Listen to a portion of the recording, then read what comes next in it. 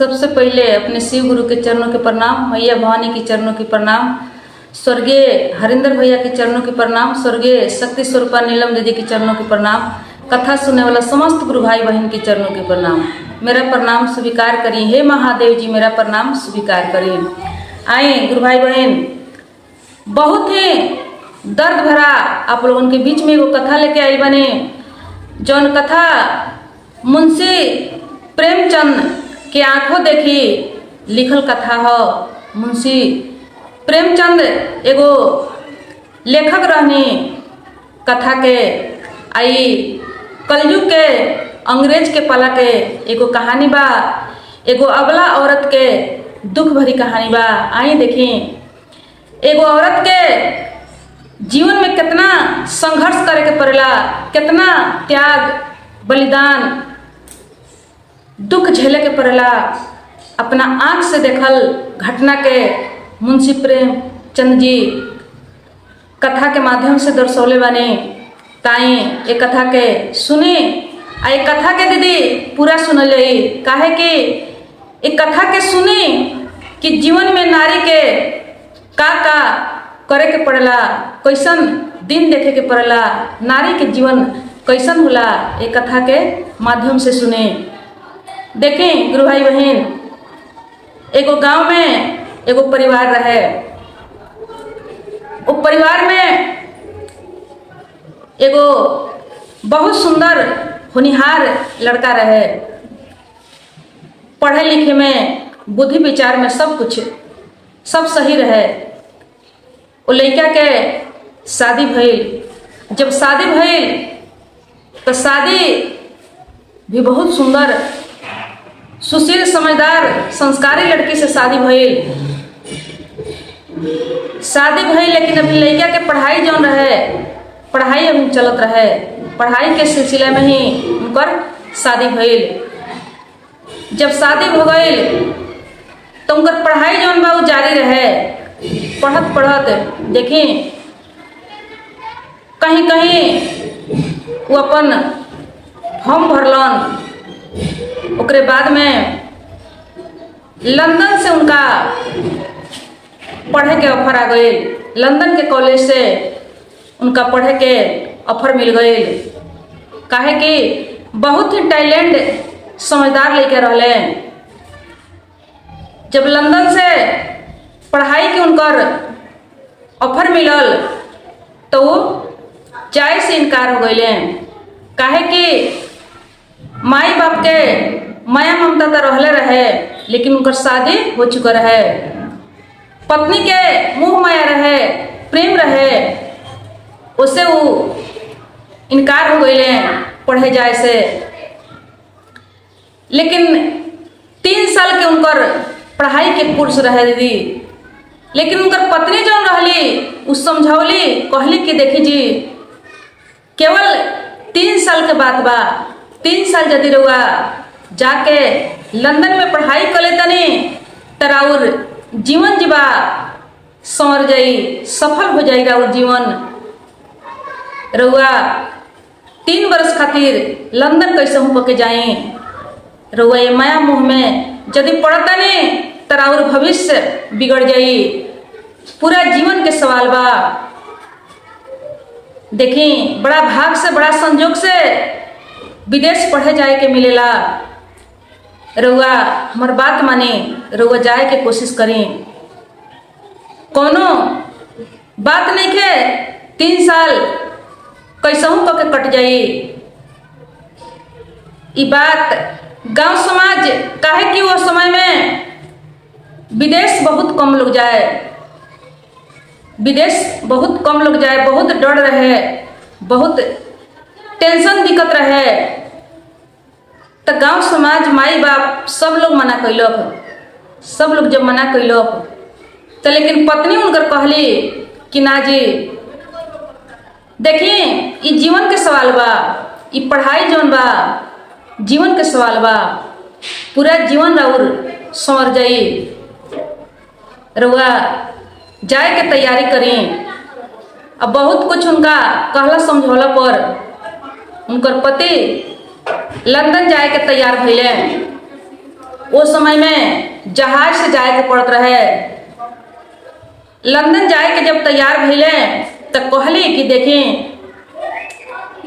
रउआ पत्र लिखत रहे हमरा खातिर, पत्र पेठावत रहे आ हमहू यहाँ से पत्र के जवाब रउआ के देत रहे।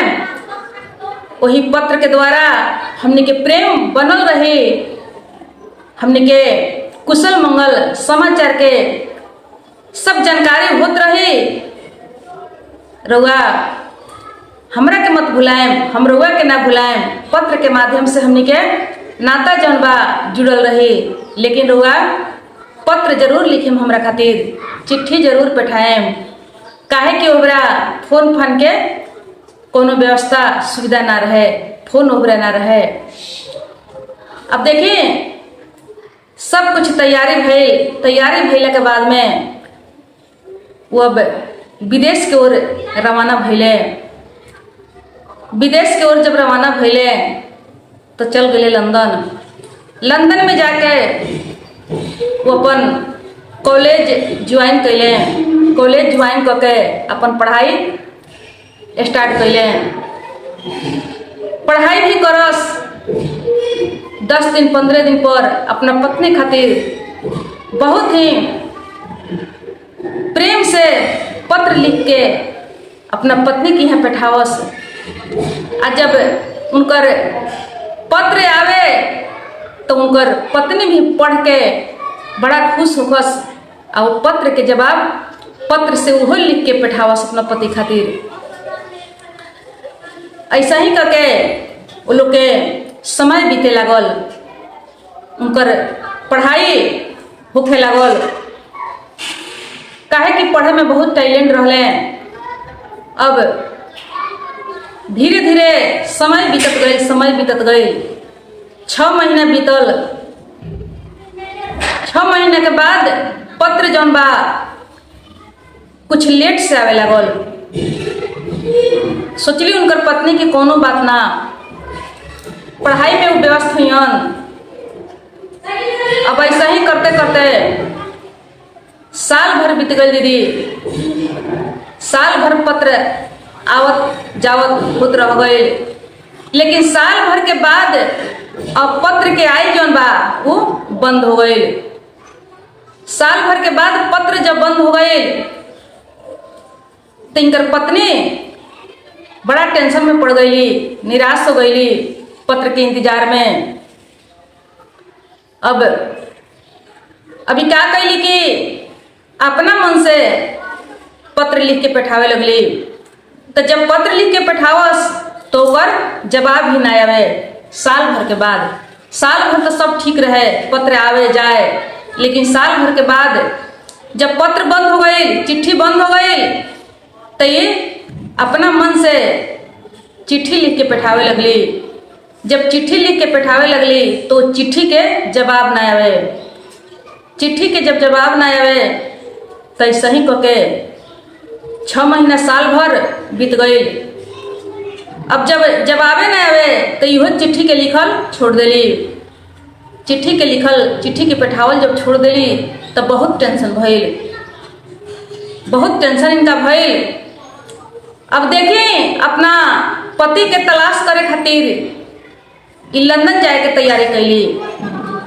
लंदन जाए के तैयारी कैली तो जहाज से लंदन गईली। लंदन में जाके जब जहाज से उतरली तो उतर के पता ठिकाना तो उनकर मालूम रहे उनका। काहे कि पत्र में पता ठिकाना आवत रहे। कॉलेज के नाम भी उनका मालूम रहे, कॉलेज के नाम भी आवत रहे। अब कॉलेज के पूछ के वहाँ से वो कॉलेज के ओर गईली। जब कॉलेज के ओर गईली तो देखली कि उनकर पति एगो दोसर लड़की के साथ में आवत रहले। तो जब ये देखली तो सोचली कि हमार पति हमरा के देखियन तो खुश हो जइहन, हमरा के गले से लगा लिहन। लेकिन वो इनका के ना देखलन, वो अपना मस्ती में रहलन दूसरा लड़की के चक्कर में। दूसरा लड़की के साथ में हाथ जुटा के वो चल दहले, इनका दिखाई न पड़ल। अब जब ये देखली तो सोचली कि पता ना हमार आँख ही धोखा खा गई कि का बात बा। खैर कोनो बात ना, सर सहमत होला, लेकिन ये बात के हमरा पता लगावे के पड़ल। अब वो का कैली कि वही जान एगो घर ले ली किराया, घर लेके वही घर में रहे लगली। अब घर में रहे लगली तो वहाँ के अपन खर्चा पानी जुटावे खातिर वो कपड़ा सिए के हाल जानत रही, सिलाई सीखले रही। कपड़ा सियस, सिलाई बुनाई के वो काम करत रहली। अब वही जा लगली एगो भारतीय टेलर कह के वो अपना दुकान के नाम रखली और टेलर वहाँ खोल के चलावे लगली, कपड़ा के सिलाई करे लगली। अब भारतीय जितना लोग वहाँ रहे सब लोग वहाँ आके उनका से अपन कपड़ा सिलावे लगल। अब कपड़ा सिए लगली और कॉलेज के ओर जाके टाइम से तलाश करे लगली, देखे लगली। जब देखे लगली तो एकदम हकीकत सब सच्चाई सामने आ गई कि उनकर पति जौन रहले एगो लड़की के चक्कर में रहले, दिन रात वही में मगन रहले। ई सब देखस, काहे कि वही तलाश में गई रहली। तो इनका सब पता लगा लेली। अब पता लगा के निराश होके दुखी होके वही जा रहे लगली। अब देखी कुछ दिन के बाद वो लड़की जो उनका पति के साथ में रहे वो दोनों अपन शादी के प्लान बना ले लो। शादी के डेट फिक्स हो गई, तय हो गई। अब शादी जब नज़दीक में आई तो वो लड़की जो रहे, वो लड़की जब देखलस कि यहाँ भारतीय कोनो औरत टेलर चलावत तरी, शादी के लहंगा कपड़ा सब बनावत तरी, तो का कैली कि वो अपन शादी के कपड़ा जौन रहे, शादी के जोड़ा जौन रहे लेके यही चलैली। काहे कि उनका भारतीय लड़का से शादी करे के रहे तो वही हिसाब से उनका कपड़ा के जरूरी रहे, शादी के जोड़ा के जरूरी रहे। जब अली तो आके उनका से कहली कि ये बहन हमार शादी ठीक हो गई बा, हमार शादी के कुछ कपड़ा सिलावे के बा। ई चिन्हले रहली, उनका के देखले रहली तो हरदम देखत रहली। कहली कि ठीक बा,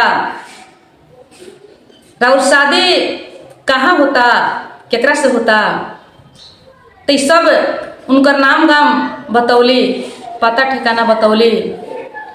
तो सब समझिए गईली, लेकिन फिर भी कुछ जवाब ना देली, कुछ ना कहली, कुछ अपन पहचान ना बतौली, पोल ना खुलली कि वो शादीशुदा बड़े, हम उनकर पत्नी हैं, कुछ ना बतौली। अब देखिए कहली कि ठीक बा, हम सब कपड़ा की सिलाई कर दें बहुत अच्छा से, लेकिन देखें शादी करे से पहले लड़का के अच्छा से पहचान लेम, परख लेम, जांच पड़ताल रउआ जरूर कर लेम। काहे कि आजकल केहू पर भरोसा नहीं है। कहली तो कहतरी कि ना बहन वैसन बात नहीं है, हमार पति बहुत बढ़िया बाड़े, देखे में भी सुंदर, पढ़ाई लिखाई बहुत हमरा से प्यार करेलन, बहुत हमरा के मानेलन, कोनो दिक्कत कोनो टेंशन नहीं है। तो कहली कि ये बहन ये प्यार ये मोहब्बत सब नया में बहुत अच्छा लगेला, लेकिन बाद में चल के उहे आदमी मुंह मोड़ लेवेला। कहली कि ना वैसन बात नहीं है, हम बहुत सोच समझ के सब जांच पड़ताल कर चुकल बानी, हमार जीवन साथी बहुत अच्छा बाड़े। कहली कि ठीक बा, लेकिन रुआ देख लेम। अब इनकर कपड़ा उपड़ा सिलाई कैली, अब अपना कपड़ा के चलते यहाँ आवत जावत ई करे लगली। अब इनका के अपन सहेली बना लेली। ई लड़की ओ लड़का के पत्नी जौन रहली उनका के अपन सहेली बना लेली। सहेली बना लेली काहे कि उनकर बोली विचार बहुत सुंदर अच्छा लगे, कपड़ा भी बहुत अच्छा सिलाई कैले रहली। तो कहली कि बहिन हमरा शादी में तू जरूर रही, अपना शादी के डेट जौन बा सब बता देली। कहली कि ठीक बा हम जरूर आएम। अब देखी जौन दिन शादी बा ओह दिन शादी में ई गई बड़ी, वहाँ शादी में जाके पूरा रात शादी में बितौले बड़ी। आँख से देखो तारी, आँख से देखो तारी, छिप के रहस अपना पति के सामने से। आँख के सामने इनका पति के बियाह हो रहल बा, लेकिन कुछ कहत नहीं की, कोनो आवाज नहीं की उठावत। चाहती तो अपना पति के शादी वहाँ हंगामा करके रोक सकत रहली, भेद खोल सकत रहली, लेकिन कुछ ना कहली। ऐसे ना कहली कि जब हम हंगामा करें तो शादी तो रुक सकता, लेकिन जब हमारा पति के मन जब दूसरा में लाग गई बा, हमारा तरफ से हट गई बा, तो हम मन तो अपने में नहीं मिला सकत, मन तो हम अपना और नहीं कर सकत जबरदस्ती। काहे कि मन जबरदस्ती के ना होखेला। यदि उनकर प्रेम हमरा से रहित तो हमरा के भूलैतन ना, दूसरा लड़की के चक्कर में ना पड़तन। तो हम ही हंगामा खड़ा करके या रोक के शादी हम का कर सकतानी, केवल शादी रोक सकतानी, लेकिन उनकर प्रेम जौन बा वो तो हम ना पा सकतानी। पूरा रात बेचारी दुखियारी शादी देखली। शादी देख के वापस अपना डेरा में आ गईली। अपना डेरा में जब आ गईली तो शादी के 5-10 दिन जब बीत गई, 5-10 दिन जब बीत गई तो ये लड़की जौन लहंगा सिवा के ले गई रहे, ये अपना पति से कहलस कि ये जी हमारे एगो लड़की सहेली बा, बहुत सुंदर हमनी के शादी में कपड़ा के सिलाई कैले बड़ी। हमारे विचार बा कि वो हमरा शादी में आई रही, पता ना वो कब चल गई। हम चाहत नहीं कि कुछ मिठाई लेके हमने के चला जाओ उनका से भेंट करे। ये मिठाई कुछ उनका के दे दिया, काहे कि हमरा शादी में वो आई रही, लेकिन वो कब ना कब चल गई, हमरा से भेंट ना भइल। अब देखिए एक डब्बा मिठाई लेके, लड्डू लेके आई दोनों पति पत्नी उनका डेरा में जाता लो। जब डेरा में जाता लो तो जाके उनकर गेट ठकठकावता लो। जब गेट ठकठकावता लो तो वो आके अपन गेट खोलतारी। जब गेट खोलतारी तो आँख के सामने उनकर पति जौन रहले उनका के देखता रहे। जब देखता रहे तो एकदम चिहा के चकित हो गईले, घबराए लगले। हाथ के लड्डू जौन रहे वही जा छूट के गिर गई। हाथ के लड्डू छूट के गिर गई तो उनकर जौन दूसर का पत्नी रहली वो कहली कि काहे लड्डू गिरा देनी, रो का हो गई, काहे ऐसे करतनी। कहले कि ना ना कुछ ना, ऐसा ही हाथ से छूट गई हो। अब दोनों जने बुला के ले गई, अपना घर में वो बैठौली, जौन जुड़ल मिलल चाह पानी पियौली, लेकिन फिर भी कुछ कहत नहीं थी। आई शर्म से सिर नीचे झुकौले बड़े, ऊपर उठावत नहीं खन, कुछ कहत सुनत नहीं खन। अब वहाँ से भेंट घाट करके दोनों जने वापस आई लो। वापस जब आई लो तो बड़ा टेंशन में पड़ गईले, बड़ा टेंशन में पड़ गईले। कहले कि देखो ये हमार पत्नी हमारा खोज में, हमारा तलाश में यहाँ तक पहुँचल बिया, हमारा शादी में भी शामिल बिया, लेकिन फिर भी एको बेर आवाज नहीं थे उठौले, एको बेर ये बात के भनक भी कोई से नहीं खे देले, कितना त्याग ये हमार पत्नी कैले बिया हमरा खातिर। यहाँ तक कि शादी में भी शामिल बिया, लेकिन फिर भी कुछ नहीं खे कहले। ये हमरा खातिर कितना हमर त्याग कैले बिया। अभी रात में इनका नींद नहीं खे आवत, सोचत तारे, चिंता में पड़ल बड़े कि लंदन वाले जौन बिया ये तो इतना त्याग नहीं खे कर सकत। एकरा तो हमरा धन दौलत से प्यार बा, हमार पढ़ाई लिखाई टैलेंट से एकरा प्यार बा, लेकिन हमार धर्म पत्नी जौन बिया कितना हमरा खातिर त्याग कैलो। अब रात भर इनका नींद नहीं आवत, चिंता में पड़ल बड़े। आ वो लड़की जौन बिया वो का कैले कि वो घर के मालकिन के एगो सिंदूर के डिब्बा आ वो अपने शादी के जोड़ा लेके आई रहे। उस शादी के जोड़ा घर मालकिन के दे दिलस आ कहलस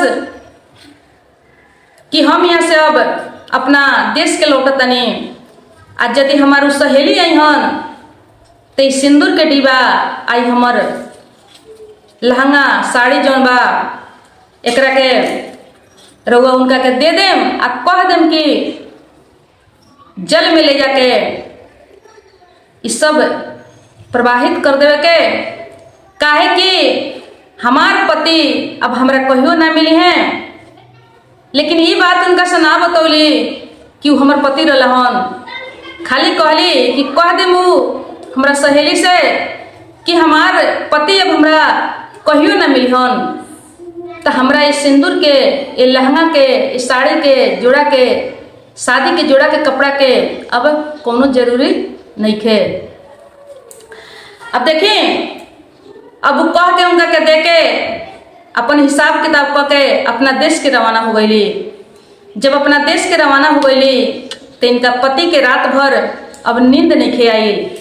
अब इस सवेरे सोचले कि हम चलता नहीं उनका से माफी मांगे, अपन गलती के प्रायश्चित करे। अब उठ के या अपन दूसर का पत्नी से कोनो बहाना कह के कि कहीं जाता नहीं कह के वहाँ से वो चल दिले। जब आइले ताके वो घर मालकिनी से पूछले कि ये घर में वो टेलर जी चलावत रही हो, कपड़ा सिलाई करत रही हो, उनका से हमरा भेंट करे के बा। तो कहली कि वो तो चल गईली, वो काहे अपना देश के चल गईली, भारत से आई रही हो। आ वो जौन सिंदूर के डिब्बा साड़ी के जोड़ा जौन दे के गई रही वो घर मालकिन लिया के इन्हीं के इनका पति के दे दिले। कहले कि है सब दिले बड़ी, कहले बड़ी कि हमार सहेली आई हन तो ये सब दे देवे के आ कह देवे कि जल में ले जाके प्रवाहित कर देवे के, काहे कि हमार पति अब हमरा कहियो ना मिली हन, हमरा पति से हमार मुलाकात नहीं खे होखे वाला। तो ये सब के हमरा कौन जरूरी बा, ये सब हमरा सहेली के दे देवे के। अब इतना बात जब सुनता रहे उनकर पति तो कितना झटका लागता, कितना दिल पर उनका चोट लागता। पूरा होश उनकर उड़ गए कि कितना त्यागी हमर पत्नी बिया। यहाँ तक आके हमरा के देख के मुलाकात भइला पर ले भी शादी में शामिल हो गए, सब कुछ आँख से देख लेलक, लेकिन सारा चीज के बर्दाश्त कर गई। आज है अपन शादी के जोड़ा सिंदूर के डिब्बा के त्याग करके हमार पत्नी चल गई। ये तो बहुत गलती कैले बनी हम अपना पत्नी के साथ, बड़ा अन्याय कैले बनी। यही से कहल जाला कि मर्द के जात बहुत ही स्वार्थी होला। तो देखी दीदी, मुंशी प्रेमचंद जी एक कथा के लिखतनी आ कहतनी कि मर्द के जात जौन बा बहुत स्वार्थी होला। काहे कि देखिए, पत्नी रहते हुए यदि पत्नी से प्रेम रहित, पत्नी से लगाव रहित, तो दूसरा और नजर ना जाई। वह पत्नी अपना पति के लिए कितना त्याग करेली। एगो विधवा बन के जब पति मर जाला तो अपना पति के विधवा बन के पत्नी जीवन बितावेली। उनका नाम से समाज में रह के पूरा जीवन दुख झेल के, समाज के ताना सुन के, परिवार के ताना सुन के, कोई देखे वाला ना, कोई पूछे वाला ना, दुख बीमारी से लेके, खाना पीना से लेके, कपड़ा लता से लेके कुछ देखवैया ना रहेला, लेकिन फिर भी अपना पति से प्यार कैले रहेली। शादी में जौन वचन ले रहेली ओकरा के निमाहेली, लेकिन वह पति पत्नी के जीते जी जब चाहेला तब दूसर शादी कर लेवेला। बताएं कितना दुख के बात बा कि एगो मर्द के जाति कितना बेवफा होखेला, कितना स्वार्थी होला। अपना स्वार्थ खातिर धर्म पत्नी के त्याग कर देवेला, साथ छोड़ देवेला। अब पत्नी जौन पत्नी संस्कारी होला, जेकरा में समझदार होला, समझदारी होला, वो पत्नी मर मिट जाला अपना पति के नाम से। लेकिन आजकल देखी दीदी, कुछ पत्नी लोग भी ऐसा हो चुकल बा कि वो भी एगो से दूगो, वो भी अपना पति के भुला जाता, अपन संस्कार, अपन धर्म भुला जाता। लेकिन पहले के जमाना में ऐसा ना होता रहे। भले पति लोग अपना धर्म के, अपना पत्नी के भुला जात रहो, लेकिन पत्नी कभी ना भूलत रहो। एक राह पर, एक वचन पर चलत रहो। एक बेर जब केहू के पति बनावत रहो तो उन्हीं के साथ माटी मिल जात रहो, लेकिन कहीं इधर उधर अपन नजर ना फैलावत रहो। तो देखी पति पत्नी जौन बा, धर्म पति धर्म पत्नी कहला। कहे के मतलब धर्म के साथ शादी होला। जब शादी होला तो आप सब जानते बाने कि कितना विधि विधान से, कितना गांव समाज सब मिल के शादी करेला। शादी के मुहूर्त निकलाला। शादी के समय में पंडित जी के द्वारा अग्नि के फेरा होला, 7 वचन के वादा होला। कहे के मतलब धर्म के साथ शादी होला। वही से अपना पत्नी के धर्म पत्नी कहल जाला, पति के धर्म पति कहल जाला। तो देखी दीदी, अपना भाग में धर्म पति या धर्म पत्नी जौन मिल जाए, भगवान के जब जौन मंजूर बा, भगवान के बनावल जोड़ी के कभी भी ना ठुकरावे के चाही। चाहे भाग में जैसन होखे,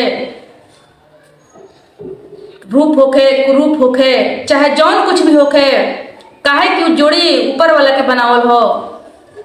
धर्म के साथ ई जोड़ी लगावल गइल बा। एक दूसरे के हाथ में हाथ थमावल जाला, एक दूसरे के दिल मिलावल जाला। एगो गाड़ी के 2 पहिया बनावल जाला ताकि गाड़ी चल सके। तो ऐसन करी कि गाड़ी चले वाला काम करी, गाड़ी के पंचर करे वाला, बैठावे वाला काम ना करी। काहे कि जीवन बड़ा लंबा चौड़ा बा, जीवन के सवाल बा। पति पत्नी दोनों के प्रेम जरूरी बा। यदि दोनों के प्रेम बनल बा तब जाके जीवन के गाड़ी जौन बा अच्छा से चल सकता, सुख के प्राप्ति हो सकता, घर में अन्न धन के प्राप्ति हो सकता, सुख समृद्धि के प्राप्ति हो सकता। ना तो इधर उधर भटकला से दीदी पूरा जीवन नर्क बन जाई। आ जब नर्क बन जाई तो उस समय लौट के आवेला नहीं खे। थोड़ा सा भी इधर उधर मन के बहका दिया भटका दिया तब फिर से दोबारा लौट के आवेला नहीं खे। जीते जी समझी के नर्क में जिए के पड़ी, नर्क में अपन जीवन बितावे के पड़ी। तो चली यह रहल ह एगो दुखियारी अबला औरत के कहानी। कथा यदि अच्छा लगे तो चैनल के दीदी आप लोग सब्सक्राइब जरूर कर लें। ऐसा ही नया पुरान ज्ञानवर्धक दर्द भरा कथा कहानी आप लोग के बीच में हम लेके आवत रहे। और ऐसा ही अपन प्यार दुलार ए शिव शिष्या उमा गिरी पर आप लोग बनौले रहे। प्रणाम, नमस्कार, हर हर महादेव।